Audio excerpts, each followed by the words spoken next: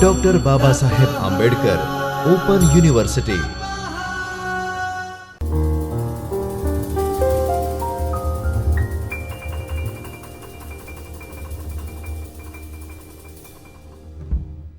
नमस्कार विद्यार्थी मित्रों, डॉक्टर बाबा साहब आंबेडकर ओपन यूनिवर्सिटी के चैतन्य स्टूडियो से मैं डॉक्टर आकृति चंद्रा, असिस्टेंट प्रोफेसर हिंदी, आप सभी का स्वागत करती हूँ। विद्यार्थी मित्रों, बीए के द्वितीय वर्ष के पंचम प्रश्न पत्र हिंदी भाषा, व्याकरण और संप्रेषण की इकाई 17, जिसका नाम है रचनात्मक लेखन, का आज हम अध्ययन करेंगे। जिसके अध्ययन के बिंदु होंगे: रचनात्मक लेखन का अर्थ क्या है, रचनात्मक लेखन की उपयोगिता क्या है, रचनात्मक लेखन के तत्व क्या हैं, रचनात्मक लेखन का महत्व क्या है, रचनात्मक लेखन के क्षेत्र क्या हैं, रचनात्मक लेखन के प्रकार क्या होते हैं। तो आइए सबसे पहले देखते हैं कि रचनात्मक लेखन कहते किसे हैं, रचनात्मक लेखन का अर्थ क्या होता है। तो किसी भी व्यक्ति द्वारा किसी विचार, दर्शन के आधार पर मौलिक रूप से किया गया लेखन रचनात्मक लेखन के अंतर्गत आता है। रचनात्मक लेखन गद्य, पद्य, भाषा आदि माध्यमों से समाज में नव निर्माण का कार्य करता है तथा समाज के भीतर एक नई चेतना को वह संप्रेषित करता है। जैसे कि रचनात्मक लेखन के बारे में बताया कि रचनात्मक लेखन जो है किसी विचार और दर्शन को अपने मौलिक रूप में उसे आप किस तरीके से लिख सकते हैं, यह रचनात्मक लेखन के अंतर्गत आता है। और रचनात्मक लेखन ज्ञान, विचार इन सब से भरा पूरा होता है, जिससे कि समाज को एक नई दिशा मिलती है। समाज अच्छी तरीके से सोचने, सकारात्मक सोच रखने के लिए अग्रसर होता है। जो रचनाएं इस तरीके के कार्य नहीं करते वो एक तो सृजनात्मक नहीं हो सकते, रचनात्मक नहीं हो सकते, वह सिर्फ एक मनोरंजन के लिए लिखे होते हैं। लेकिन वास्तविक रूप में रचनात्मक लेखन वे होते हैं जिसमें किसी भी विचार को, किसी ऐसे विचार को जो हमारे समाज के लिए उपयोगी हो, का विश्लेषण होता है। तो अब देखते हैं कि हमारे रचनात्मक लेखन के लिए मुक्ति बोध, जो कि हमारे बहुत ही अच्छे आलोचक रहे हैं और एक कवि के रूप में भी उनकी मान्यता रही है, तो उन्होंने रचनात्मकता के बारे में, रचनात्मक लेखन के बारे में क्या कहा है, उसके बारे में पढ़ते हैं। रचनात्मक लेखन के अंतर्गत वैचारिकता और ज्ञानात्मकता तो होती ही है, इसके साथ ही उसमें मूल्यबोध एवं सौंदर्य बोध का भी अनुपम संगम पाया जाता है। रचना प्रक्रिया एक अन्वेषण की प्रक्रिया होती है। इसमें लेखक अपने अनुभवों और समकालीन परिस्थितियों से जूझता हुआ निरंतर आत्मसंघर्ष की स्थिति में होता है। यानी जब हम रचनात्मक लेखन करते हैं तो उसमें विचार और ज्ञान के साथ साथ मूल्यबोध भी होते हैं। मूल्यबोध जो हमारे मूल्यों को, हमारे आदर्शों को बनाते हैं, और जिसमें सौंदर्य बोध भी हो, जिसे पढ़ करके अच्छा लगे, वो रचनात्मक लेखन के अंतर्गत आएगा। और जब कोई लेखक रचनात्मक लेखन करता है तो वह वास्तविक रूप में एक प्रक्रिया से, रचना प्रक्रिया से होकर के गुजरता है, जिसमें कि वह अपने अनुभवों और अपने परिस्थितियों के अनुकूल एक शोध का, अन्वेषण का कार्य करता है। तो इस स्थिति में वह अपने अंतर के आत्मसंघर्ष से भी होता हुआ गुजरता है कि वो चाहता तो कुछ और लिखना है और उसकी परिस्थितियाँ कुछ और कह रही हैं, तो वह एक अन्वेषण होता रहता है उसके अंतर्गत। और जब वह लेखक उस अपने शोध को, अपने आत्मसंघर्ष को जब वो लिखता है, तब वह रचनात्मकता जो है वह रंग लाती है और वह सकारात्मक दिशा में कार्यरत होती है। मुक्ति बोध ने रचनात्मक प्रक्रिया के लिए कहा है कि रचनात्मक प्रक्रिया वस्तुतः एक खोज और एक ग्रहण का नाम है। मतलब आप कभी जब आप लिखेंगे तो उसमें आप किसी भी विषय वस्तु पे आप लिखें तो उसमें एक होगा कि हमने लिखना क्या है, हमें लिखना क्या है, हम क्या लिखें जिससे समाज को एक नई चीज़ मिले, एक परिपाटी पे लिखते हुए तो समाज उसे पढ़ेगा नहीं, क्योंकि एक ही विषय पे बहुत सारी चीज़ें लिखी हुई हैं। अगर उस विषय पे आपको लिखना भी है तो आप उसमें ऐसी कौन सी सृजनात्मकता डालेंगे कि समाज को उससे जो है एक नई दिशा मिल सके।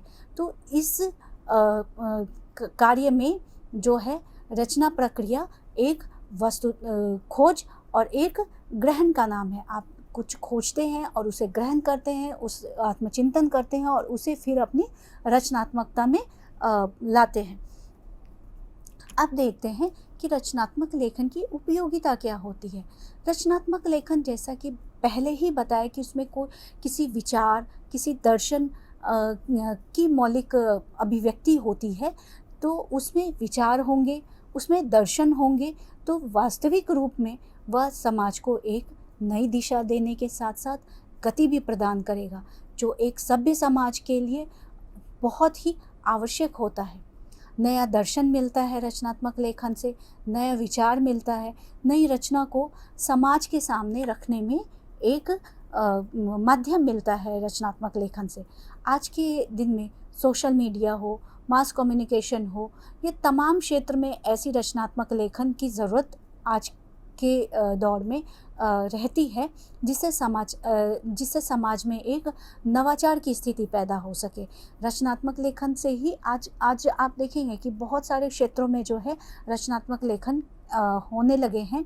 जैसे मान लीजिए कि आप आजकल के दौर में आप रील्स देखते होंगे, तो उसमें भी छोटे छोटे कंटेंट्स जो हैं वो समाज को आगे भी बढ़ाने के लिए हैं और पीछे भी धकेलने के लिए, क्योंकि कुछ नकारात्मक चीज़ें भी बनती रहती हैं, लेकिन जो समाज को एक गति दे सके, रचनात्मकता पैदा कर सके, वैसे भी चीज़ें जो हैं वो आज के दौर में बन रही हैं सोशल मीडिया और मास कम्युनिकेशन इत्यादि के माध्यम से। आप और किसी भी चीज़ में, जैसे आप मान लीजिए कि एक छोटा सा रील्स ही बना रहे हैं, तो उसके लिए भी आपको पहले लिखना पड़ेगा कि आपको करना क्या क्या है, ठीक।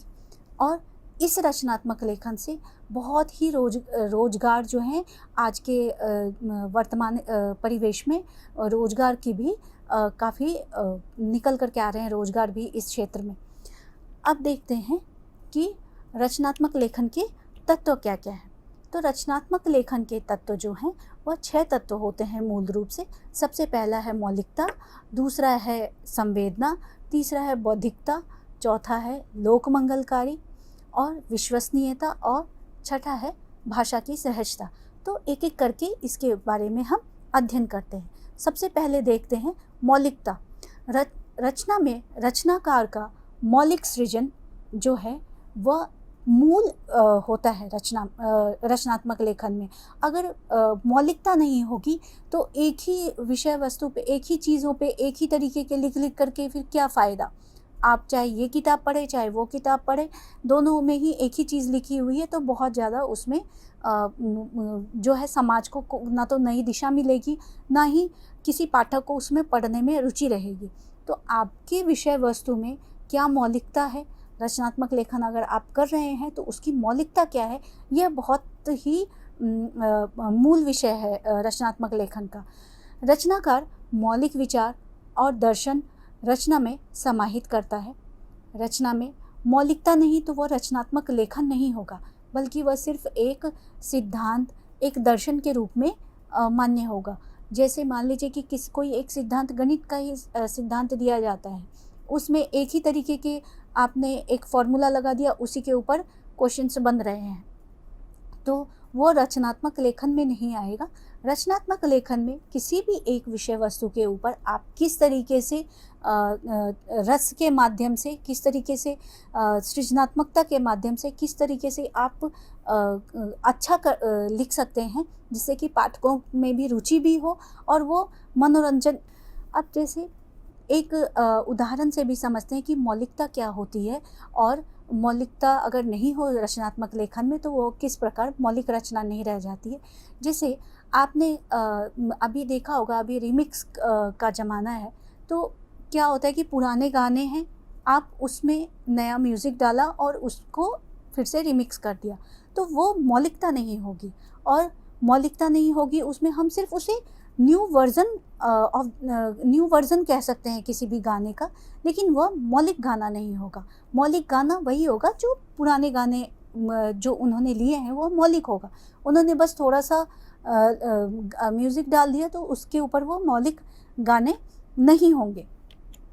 अब देखते हैं संवेदना और बौद्धिकता। रचनात्मक लेखन में संवेदना और बौद्धिकता भी एक महत्वपूर्ण तत्व के रूप में कार्य करता है। संवेदना क्यों? संवेदना इसलिए क्योंकि आपकी रचनात्मक लेखन में रचनात्मकता का स्तर वो नहीं हो जो किसी की भावना को आहत कर दे। उसमें एक संवेदनशीलता होनी चाहिए, समाज को सोचने पर मजबूर करे कि हाँ हमसे यह भाव छूट रहा था। तो यह संवेदना होनी चाहिए आपके रचनात्मक लेखन में। रचनात्मक लेखन में संवेदनशीलता, सजगता होनी चाहिए।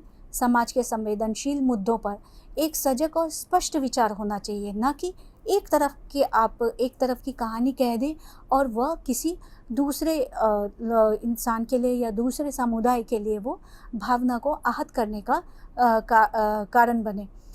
रचनात्मक लेखन में बौद्धिकता भी बहुत ही ज़्यादा ज़रूरी है। आप कुछ भी लिख रहे हैं तो उसे ऐसे ही नहीं लिख देंगे। इसलिए कहते हैं कि एक गाय के ऊपर अगर लेख लिखना हो तो तीसरी कक्षा के बच्चे को भी गाय के ऊपर लेख लिखने के लिए देते हैं। और कोई प्रतियोगी परीक्षा होती है उसमें भी गाय पे अगर निबंध लिखने के लिए देते हैं। दोनों के निबंधों का स्तर अलग अलग होता है। दोनों के निबंध जो हैं वो बौद्धिकता के मामले में अलग स्तर के होंगे। तो आप बौद्धिकता का उचित प्रयोग करें। आपके अगर रचनात्मक लेखन कर रहे हैं तो आपको उसमें बौद्धिकता इस तरीके से दिखानी होगी कि विषय जो है वो आपकी पकड़ में आए और पाठकों तक भी वो विषय पहुंच सके। रचनाकार को अपनी बौद्धिक विचार को रचना पर नहीं थोपना चाहिए। कभी कभी क्या होता है कि रचनाकार जो है वो अपनी जो वैचारिक स्थिति होती है वो रचना में डाल देते हैं, जिससे रचना सामाजिक ना होकर के, समाज के परिप्रेक्ष्य में ना होकर के सिर्फ उनके अपने बौद्धिक विचार क्या हैं उसके ऊपर निर्भर कर जाती है और वह सामाजिक ना होकर के सिर्फ एक व्यक्तिगत रचना हो जाती है। तो बौद्धिकता का प्रयोग भी हमें उस स्तर पर तक ही करना है जहाँ पर हम वह समाज और व्यक्ति के अंतर को समझ सके कि हम यह रचनात्मक लेखन जो है वह समाज के लिए कर रहे हैं। हम ये खुद के लिए नहीं कर रहे हैं कि हम उसे सिर्फ अपने विचार तक ही सीमित रखें। रचनात्मक लेखन करते समय हमें अपनी भावनाओं को संयमित रखना चाहिए। आप किसी एक पक्ष को समझ करके या आपका झुकाव किसी एक पक्ष की तरफ है तो हमें सिर्फ एक पक्ष की बात नहीं करनी चाहिए। रचनात्मक लेखन एक सम्यक लेखन होता है जिसमें आप सभी विचारों को लेकर के चले, और क्योंकि समाज में हर विचार के व्यक्ति हैं तो क्या सही है क्या गलत है वो आपको समझना होगा, उसमें आपको अंतर स्पष्ट करना होगा और उसके हिसाब से आपको अपनी रचनात्मकता उस लेखन में दिखानी होगी। अब देखते हैं कि रचनात्मक लेखन लोक मंगलकारी और विश्वसनीय होनी चाहिए। लोक मंगलकारी क्यों? आप अगर कोई रचनात्मक लेखन कर रहे हैं, आप उतनी मेहनत कर रहे हैं तो ऐसा लेखन कीजिए जिससे समाज को एक दिशा मिले। जैसे रामचंद्र शुक्ल ने तुलसीदास के रामचरितमानस के लिए कहा है कि वह लोक मंगलकारी ग्रंथ है। जब तुलसीदास रामचरितमानस लिख रहे होंगे तो उन्होंने एक साहित्यिक कृति करके लिखा होगा उसे, लेकिन वह एक आज के दिन में वह एक धर्म ग्रंथ बन गया है। वह क्यों? क्योंकि उन्होंने समाज के लोक मंगलकारी तत्वों को उसमें देखा, उसमें समाहित किया, जिससे दो भाई अगर आपस में कुछ मनमुटाव हो भी रहा हो तो रामचरितमानस के राम लक्ष्मण और भरत और शत्रुघ्न का उदाहरण देखकर समझ सकते हो कि हाँ हमें समाज में हमें घर में किस तरीके से एकजुट रहना है। लोक मंगल के लिए जो जो कार्य करने हो वो कार्य तुलसीदास ने रामचरितमानस में किया है। इसलिए रामचरितमानस एक साहित्यिक कृति ना होकर के वह संपूर्ण समाज के लिए एक धर्म ग्रंथ के रूप में भी कार्य करने लगा है। तो रचनात्मक लेखन इस प्रकार का आप कीजिए जिससे समाज को ऐसी दिशा मिले जो कि समाज जो है एक आपके साहित्य को मानने के लिए मजबूर हो जाए। विश्वसनीयता बहुत ही आवश्यक होती है रचनात्मक लेखन में। रचनात्मक लेखन में अगर विश्वसनीयता नहीं रहेगी, आप कुछ भी, कोई भी तथ्य दे रहे हैं, कुछ भी उठा करके लिख दे रहे हैं, तो उसमें विश्वसनीयता अगर नहीं रहेगी तो उस लेखन का आपका कोई महत्व नहीं रह जाएगा। पाठक तुरंत समझ जाएंगे कि हाँ, इसने तो माने कि कुछ भी लिख दिया है, और वो पढ़ने में उन्हें आनंद भी नहीं आएगा और आपकी मेहनत भी बेकार जाएगी। तो रचनात्मक लेखन में विश्वसनीयता का विशेष ध्यान रखना चाहिए। आपको जिस भी विषय पे आप लिख रहे हो, उस विषय में आपको पूर्ण रूप से ज्ञान होना चाहिए कि जो तथ्य आप दे रहे हैं वह सक्षम है अपनी बात को पुष्ट करने के लिए। रचनात्मक लेखन में तत्वों की प्रामाणिकता का ध्यान रखते हुए हमारा लेखन जो है वह विश्वसनीय और सभी पाठकों के लिए स्वीकार होना चाहिए। भाषा की सहजता, किसी भी लेखन में भाषा की सहजता, आप एक स्तर पे आप कोई किसी चीज़ को लिख रहे हैं, उसे 4 लोग पढ़ेंगे तो भाषा की सहजता, भाषा की भद्रता को आप ध्यान में रखेंगे। भाषा की अपनी बात को समझाने के लिए अभद्र भाषाओं का प्रयोग नहीं करें। रचनात्मक लेखन की यह मांग होती है। और रचनात्मक लेखन का महत्व क्या है? किसी भी रचनात्मक लेखन का महत्व, किसी भी रचना का महत्व उसकी उपयोगिता को ध्यान में रखते हुए किया जाता है। जब भी आप रचनात्मक लेखन करेंगे तो रचनात्मक लेखन के विविध क्षेत्र होते हैं और उसकी जो उपयोगिता होती है वो भी बहुत होती हैं। तो आप किस क्षेत्र के लिए लिख रहे हैं, उसमें रचनात्मक लेखन किस तरीके से मान्य होगा, यह स्थिति इन चीज़ों पर निर्भर करती है कि आप किस क्षेत्र के लिए लिख रहे हैं, किस तरीके का रचनात्मक लेखन लिख रहे हैं। नए विचारों, विषयों का उद्वेलन होता है, नई जानकारियाँ दी जाती हैं और इससे कहीं ना कहीं मनोरंजन के साथ में हमें ज्ञान भी मिलता है। कोई फिल्म हो, धारावाहिक हो, या जैसे कि मैंने शुरुआत में बताया था कि आप कोई कंटेंट राइटिंग आजकल बहुत चल रहा है, रील्स जो बनाते हैं वो बहुत चल रहे हैं, तो उसके लिए भी पहला कार्य क्या होता है? रचनात्मक लेखन। किसी भी तरीके की रचनात्मक लेखन आप करते हैं, एक कहानी बनाते हैं, उसमें रचनात्मकता डालते हैं और उसके बाद वह फिल्म के रूप में धीरे धीरे करके रूपांतरित होती है। आज के दौर में रचनात्मक लेखन का बहुत ज़्यादा महत्व है, क्योंकि आज के भागम भाग वाली ज़िंदगी में आप खुद सोचें कि पहले 3 घंटे की हम मूवी देखते थे तब हमें एक विषय समझ में आता था।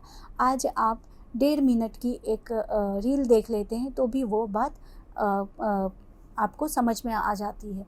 तो आज के ज़माने में ये जो है भागम भाग वाली ज़िंदगी है, लोगों को कम समय में ज़्यादा जानना है, इसलिए आजकल रील्स का भी महत्व बढ़ रहा है।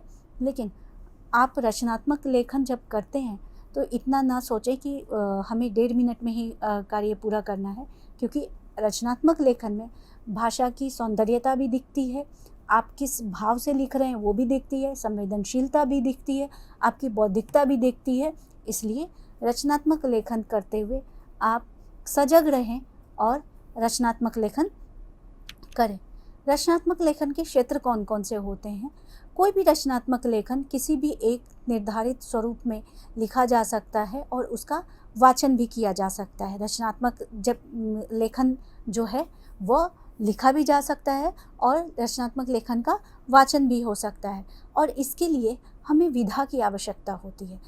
मान लीजिए कि आप बहुत भाव से उद्वेलित हैं तो आप कविता लिखेंगे और आपके पास एक लंबी कहानी है कि बहुत हम विस्तृत रूप में इसको लिख सकते हैं, तो उसके लिए आप उपन्यास विधा का प्रयोग करेंगे। किसी भी रचनात्मक लेख के लिए उसके रूप का चुनाव तथा रूप के ढांचे में विभिन्न तत्वों का ध्यान रखते हुए लिखा जाता है। जैसे अभी बताया कि कविता और उपन्यास के लिए, तो आप उस तरीके से ही रूप का चुनाव करें। आपको किस तरीके की रचनात्मकता करनी है। आपको अगर एक निबंध लिखना है तो आपको निबंध के स्वरूप को देखना होगा, एक नाटक लिखना है तो नाटक के स्वरूप को देखना होगा, कहानी लिखनी है तो कहानी के स्वरूप को देखना होगा, एक भाषण लिखना है तो भाषण के स्वरूप को देखना होगा। रचनाकार अपने विचार को विभिन्न विधाओं के माध्यम से प्रस्तुत करता है। अब रचनात्मक लेखन के रूप क्या क्या होते हैं, इसे हम देखते हैं। रचनात्मक लेखन 2 रूपों में होता है, मौखिक रूप और लिखित रूप। मौखिक रूप में भाषण हो गए, गोष्ठी हो गए, लोकगीत हो गए, और लिखित रूप में हम गद्य और पद्य को लिख सकते हैं। पद्य कविता वाले रूप को कहते हैं, गद्य में कथा और कथेतर 2 रूप होते हैं। विद्यार्थी मित्रों, लिखित रचनात्मक लेखन के जो रूप होते हैं वह हैं सार लेखन, डायरी लेखन, उद्घोषणा लेखन, फीचर लेखन, रिपोर्टाज लेखन, पटकथा लेखन और वेब पोर्टल लेखन, जिसके बारे में हम अगली कक्षा में अध्ययन करेंगे। आज के लिए इतना ही। नमस्कार। स्वाध्यायः परः